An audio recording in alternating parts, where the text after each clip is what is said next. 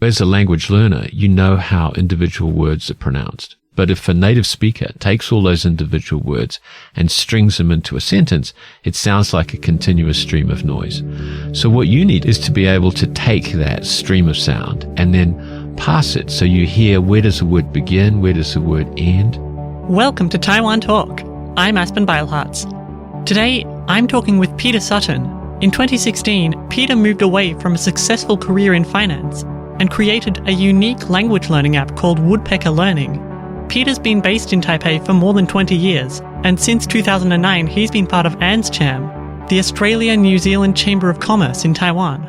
So ANZCHAM represents Australia and New Zealand businesses who have operations in Taiwan. We have, I think, established quite a reputation for the events that we organise. I'm on the social committee. I'm responsible for our social events, so that includes our annual bike ride, and it includes the Melbourne Cup event, and includes our annual boat cruise and various other social events. And then we also have people who run business committees. So we have business events like our annual business awards. It's a small chamber, but lots of business support, lots of support from the rest of the international community and Taiwanese in Taiwan. So I think we add a lot in Taiwan for an Australia and New Zealand Chamber of Commerce. Of course, you can't have business without communication, especially in an international environment. So it's no wonder that opportunities to network and create connections underpin so much of what the Chamber does. It's about networking. It's about meeting other people who are in the same industry or same country. And that's a key feature of any chamber, that what it provides for members is networking opportunities. Peter took a pretty circuitous route to get to Taiwan. How did you get into your first career in finance? Well, I was in New Zealand. I studied economics and accounting at university, and I was very interested in finance. And I started out with a stockbroker in New Zealand as a financial analyst. They got taken over by Barclays Bank and became part of an international stockbroking firm. And from there, I got transferred to Jakarta. I left Barclays and joined what was the branch of Credit Lyonnais. And then they moved me around the region. I went to Hong Kong, Singapore, and back to Jakarta, and then Taiwan. For you coming into all those different environments as part of your career, what was that like? Did you experience culture shock or anything like that? Well, every time you move country, you start again. Every environment's culturally very different. I mean, some of them are very casual, some of them are very formal. You know, you think, well, I'm in one business, but actually, no, every time you go to a new country, that's a different business.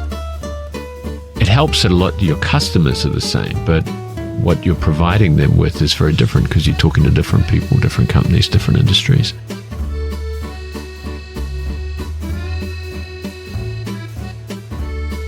You just get used to it. And it's a competitive environment. So every year there are surveys and you see what's your ranking relative to everyone else, and you think about what they're doing and what you need to do to be competitive. You do it. So every 3 or 4 years I would have to begin from the beginning. And I got used to that, beginning from the beginning. And I think I'm quite good at it. So I've done it a lot. And I haven't had to begin from the beginning for about 5 years, so that's good. He says that now. But putting down roots brought its own challenges. It was the first time Peter really tried to learn another language. I was never really a second language learner up until I got to Taiwan, where you have to be able to speak Mandarin. And I started out in Chinese with reading, actually, because everyone in the office could speak perfect English. But all the documents came in Chinese. And of course, it was a hell of a waste of time to get someone to translate stuff for you. And it's easy enough to learn the meanings of the characters. So I could read the profit and loss, the balance sheet, the cash flow in Chinese. And my reading got pretty good. But of course, I didn't know how to pronounce characters. I would read them in English, if you like. Obviously, this is a pretty unusual way to learn Chinese. It's almost the opposite of what happens in an average class. And then I'd say, well, I've really got to be able to improve my listening skills. And I got to a certain point with my textbooks where everyone said, okay, now what you've got to do is watch TV. And I was terrible at that. It was all too fast. There were too many characters flashing up on the screen that I didn't know. So what I really wanted was a system where, hey, I could just stop the TV, repeat individual sentences continuously until I really understood what they said, to tap on individual characters so I could see the meaning in English and then the correct pronunciation. Lots of language learners run into problems like this, but not that many just go and build what they need. On finance and in research, I'd spent a lot of time on the technology side of it, looking at technology companies, but primarily also working with our own IT systems and research. I thought I was pretty familiar and pretty good with that. And so I kind of built it for me. And then I thought, well, you know, if it's very useful for me, other people want it too. And so it's proven. People send us in their comments and we, you know, adjust the app where we can to improve it, and to try and help them with what they've requested. We've extended the product from just YouTube into Netflix, and we hope to move to Disney Plus and so on, other services soon. So when you add content, like adding YouTube, Netflix, Disney Plus, is that like really hard translation and subtitling work? Or no, we don't do any translation or subtitling work. The subtitles are all provided by the content provider. And the translations, we create our own dictionaries. So there are open source, Wiktionary, for instance, Wikipedia. So our dictionaries are built from that. When you download the app, you choose which dictionaries you want to download. And then there are many phrases. So it's not just individual words, but also lots of phrases and idioms, all that kind of thing, also in there. So we integrate someone else's video service with a different layout. So the subtitles are shown below. If you want to repeat a sentence, there's a button for that. If you want to move on to different subtitles, you can just tap on that subtitle to begin from that point. And then you tap on a word to get the definition in your language. So that's what our app does. We enable you to repeat those sentences, identify where the sound begins and the sound ends, to build your listening skills. It's also very useful for people who want to improve their accent. You know, if you've moved into a country and you want to get rid of or improve at least your accent, sound more like a native speaker, then our app is also good for that.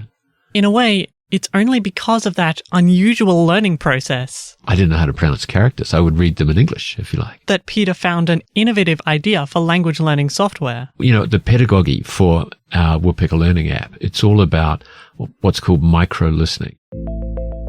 So as a language learner, you know how individual words are pronounced. But if a native speaker takes all those individual words and strings them into a sentence, it sounds like a continuous stream of noise.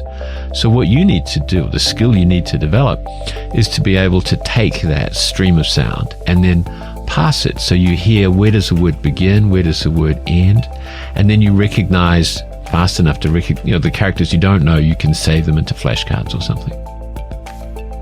Most language learning software is focused on beginners. That's where the big market is.